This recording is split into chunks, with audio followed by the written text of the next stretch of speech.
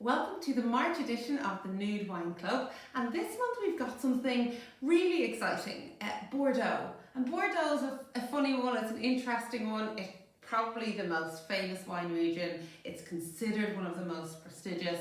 The people of Bordeaux will tell you their wines are the best in the world, and so it can also be really intimidating. What should I be looking for in a Bordeaux White? What should I be looking for in a Bordeaux Red? So we've got one white and two reds for you this month. I hope you love them, and it should be a bit of an eye-opener into how good Bordeaux can be, because for me actually, even though it's the most prestigious and the fancy, you know, it can be considered the fanciest, it can be the hardest to find a nice wine, a good value for money wine. So hopefully these three do that for you. The first wine that we have is a white Bordeaux blend. Now, it's actually not from Bordeaux. It's from a region called Bergerac. And Bergerac used to be part of Bordeaux, and it's since been outlined as its own specific region. And it's just further inland, and I always get confused. I'm going to say east, yes. So further inland, east of Bordeaux, but bordering on it actually. And so the whites of Bergerac and the reds of Bergerac are the same grapes as Bordeaux, but in actual fact, because it doesn't have the Bordeaux label on them, it doesn't come with the same real estate value, you get really good value for money. So for me, Bergerac is a great place to shop if you want to get a good value red in the Bordeaux style and a good value white. So what have we got here? What's a typical Bordeaux white? You'll probably be shocked to hear that in fact, whites from Bordeaux are Sauvignon Blanc. And I know you're thinking, is Sauvignon Blanc either not from New Zealand, or is it not a Sancerre or something from northern France? Sauvignon Blanc is a stalwart grape in Bordeaux, but it doesn't taste like those flavours you're used to from New Zealand or from northern France. So it's typically blended, so already once you blend it, it becomes different. And if you're one of those people who thinks, okay, it has to be single variety, it has to only be one grape in the label, I don't trust it or I don't like it when there's extra grapes written on it. It's a bit like cooking. The more flavours or the more components you add in, the more complex the wine can be actually.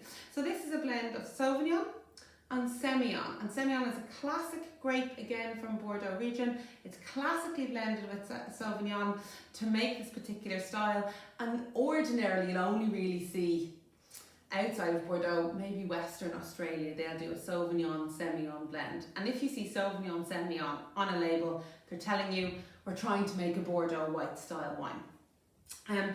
So the Sauvignon is typical, zesty, bright, citrusy fruit, very refreshing, punchy, you can taste it, and that's what people love about Sauvignon. What the Semillon does is, because it's quite a fleshy grape, it's a bit fatter, it kind of creates a more full-bodied, rounder, richer style of wine, which generally lends itself to food, in fact.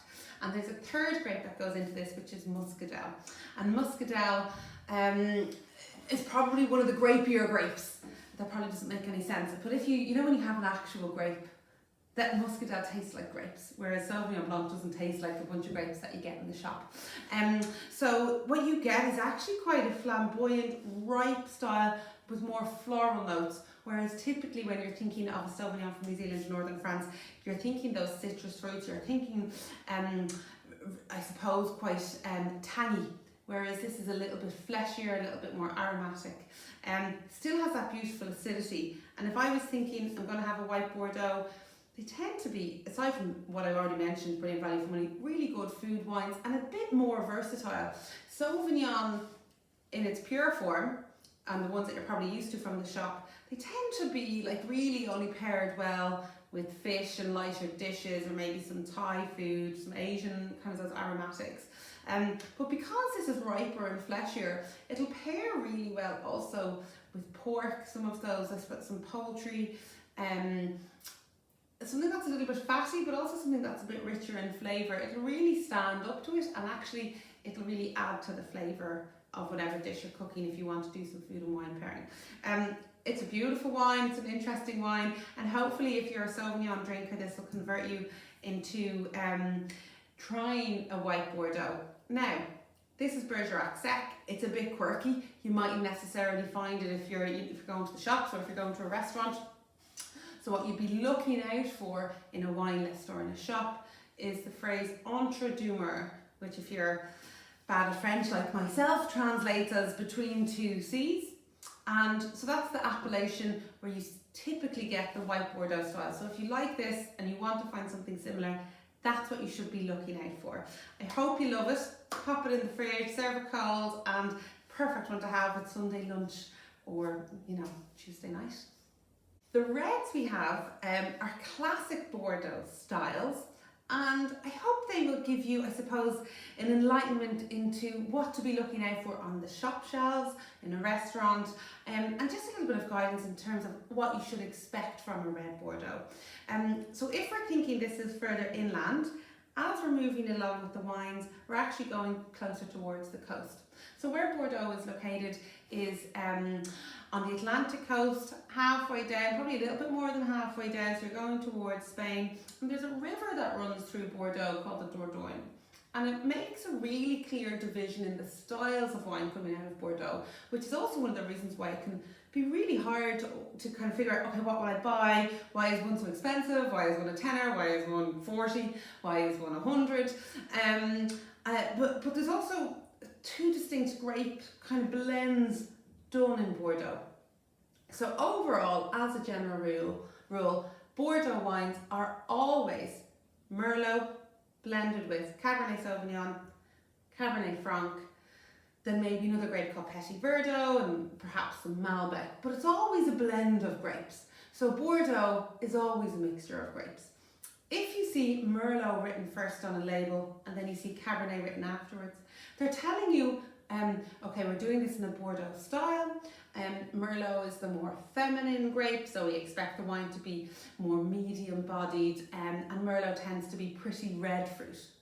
If you see on a label Cabernet written first and then Merlot after it, Cabernet is considered a more masculine style, or a more masculine grape, a grippier grape, a more full-bodied grape, certainly more tannins there. And then the fruit profile, rather than red fruit, you're thinking more black fruit, black currants, blackberries, and plums, just the darker fruit character there. But also as it ages or becomes more mature, you definitely see more savoury tones come in. The classic Bordeaux one, which always makes me laugh, is cigar box, because you're thinking, who wants to drink a glass of cigar box? But in actual fact, that flavour, cigar, that aromatic or aroma cigar box is beautiful in a glass of wine when it's layered in with all those beautiful fruit flavours. So what we have here, we have one wine that says Bordeaux on the label. So when you have a look there, it says it's from Bordeaux. The second wine we have, it doesn't say Bordeaux, it says Lalonda Pomerol. So how it works in France, when you're looking at a label, you're trying to understand, you know, why would you write one word over another in terms of name. Bordeaux, let's take another example, another region, which is Rhone. Burgundy is another big region. If it says Bordeaux, they're telling you the grapes can be sourced from anywhere in Bordeaux. From the greater region, they can come from anywhere. Now, normally these houses, or these chateaus, they'll do it from their local vineyards, but they can't classify it specifically. For example, Côte de Rhone, if you see a Côte de Rhone, those grapes are coming from the whole Côte de Rhone region. If you're going to be more specific about it, you might think, if they've got, like here, we've got Lalonda Pomerol, which is a specific village on the right bank. It's like saying Chateau in Rhone. It's from a specific higher quality village. So Côte de Rhone, general region, Chateau specific region, moving back to Bordeaux. Bordeaux, general region, being more specific. The more specific you are, generally it's telling you the better the wine is. So here we've got Lalonda Pomerol. So in this wine, and this is actually from the Entre-deux-Mers region as well, this wine is primarily Merlot, and then it has equal parts Cabernet Franc and Cabernet Sauvignon.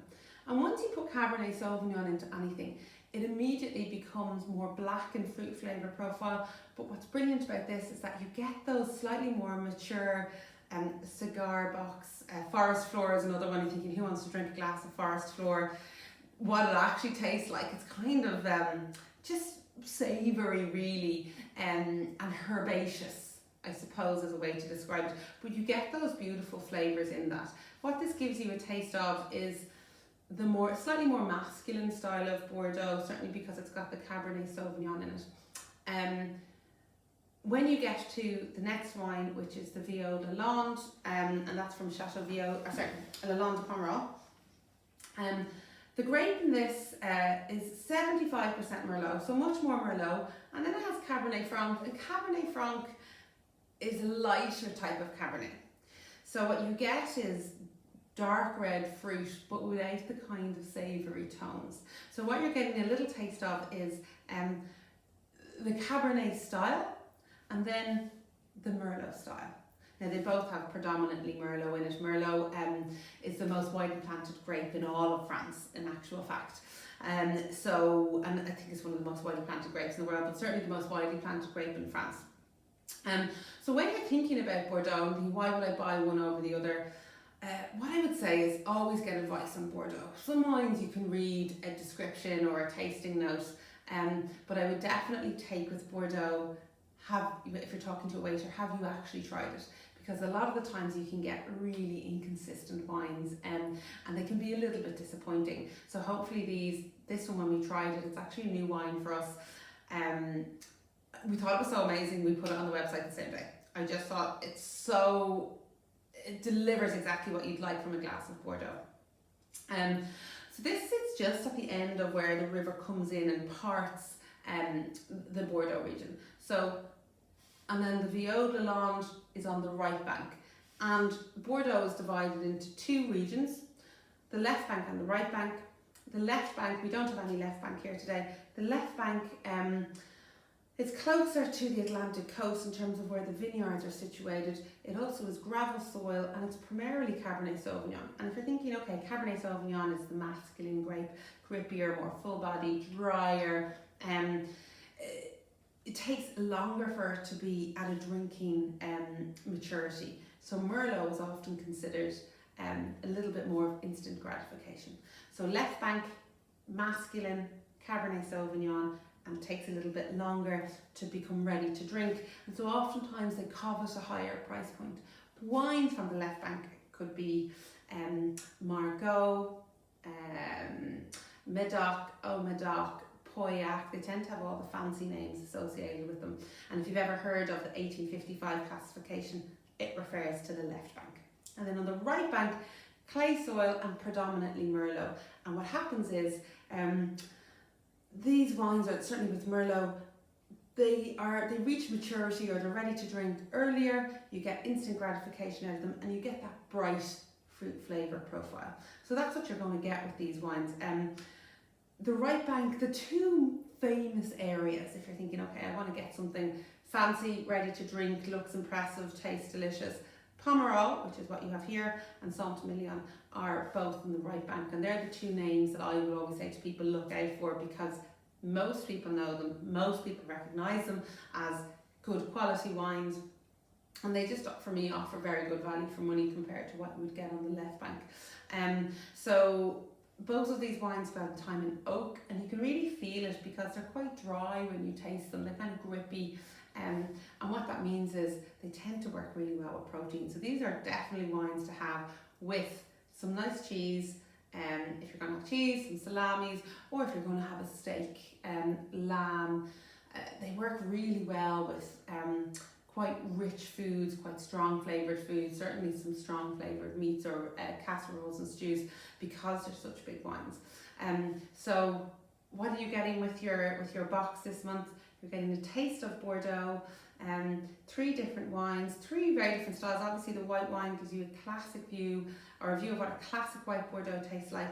And then the 2 reds, one is quite juicy, big red fruits, and the other one has a little bit more of that savoury tone. So I hope you enjoy the wines, and I hope you feel a little bit enlightened about the best of Bordeaux.